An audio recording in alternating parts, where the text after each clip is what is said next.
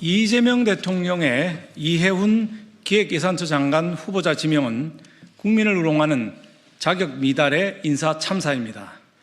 자진 사퇴나 지명 철회가 없다면 국민의힘 재정경제기획위원회는 이 후보자에 대한 인사청문회를 이틀 동안 진행할 것을 강력히 촉구합니다.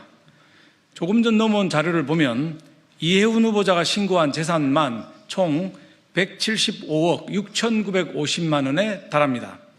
시세 80억 원대의 서울 반포동 50평형대 아파트를 보유하고 있으며 세종시 아파트와 서울 중구 오피스텔 전세 임차권도 갖고 있습니다.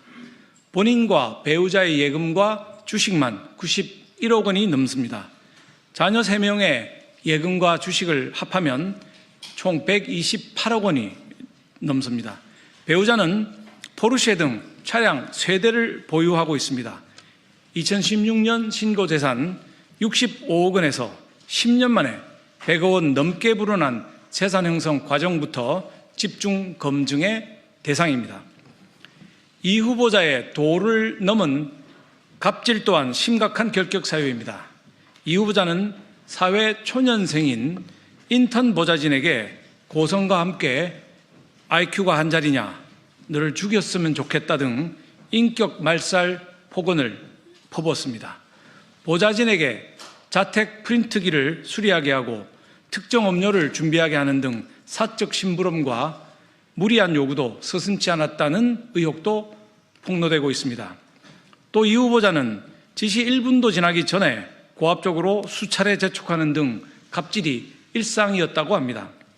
부적절한 정보 취득을 강요하고 수행하지 못하면 무능한 직원으로 낙인 찍었다는 제보도 이어집니다. 북한의 5호 담당대처럼 수행비서에게 상급 보좌관의 동향을 감시하도록 지시하고 보좌진에게 수박을 아들에게 배달하게 하는 등 아들의 집사처럼 부렸다는 보도도 나왔습니다.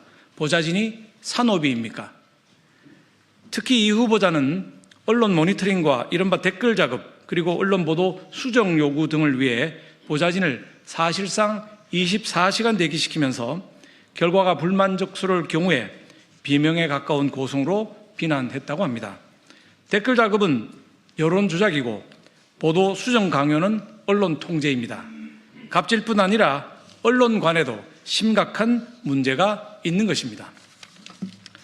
갑질은 과거 당적 등을 떠나서 고위공직자가 절대 가져서는 안 될 중차대한 결함입니다.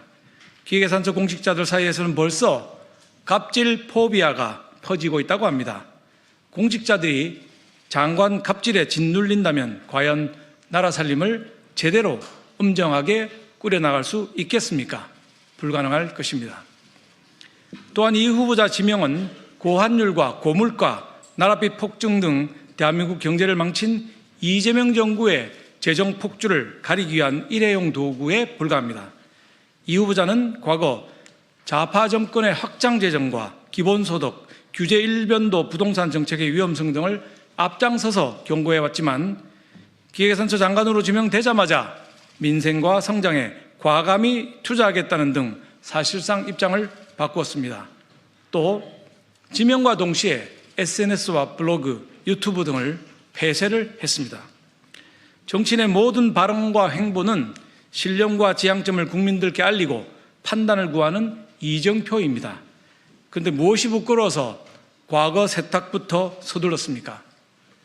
지금 우리나라 일반 정부 부채는 1,415조 원을 넘어서고 광의의 부채는 2024년 말 현재 4,632조 원에 달합니다. 국민 1인당 빚이 9천만 원에 달하는 셈인데 이 후보자는 이재명 정부의 무모한 재정 폭주와 현금 살포 포퓰리즘에 제동을 걸 신념이 있는 것인지 없다면 왜 장관직을 수용했는지 되묻지 않을 수 없습니다.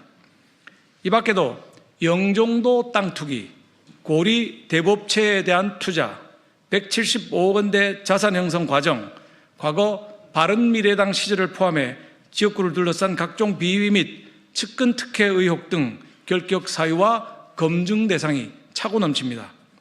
이 후보자는 자진 사퇴하고 이재명 대통령도 인사 참사에 대해 대국민 사과하고 지명을 철회해야 마땅합니다.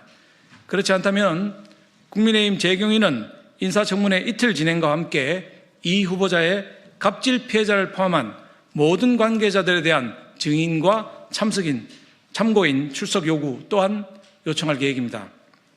덧붙여 우리 국민의힘은 당 차원의 제보센터를 개설했습니다. 이 후보자의 과거 갑질 및 각종 비위 사례를 알고 계신 분들은 이메일 제보2@kparty.kr로 제보해 주시기를 부탁드립니다. 철저한 제보자 보호를 약속드립니다. 2026년 1월 5일 국민의힘 재정경제기획위원회 위원 일동 감사합니다.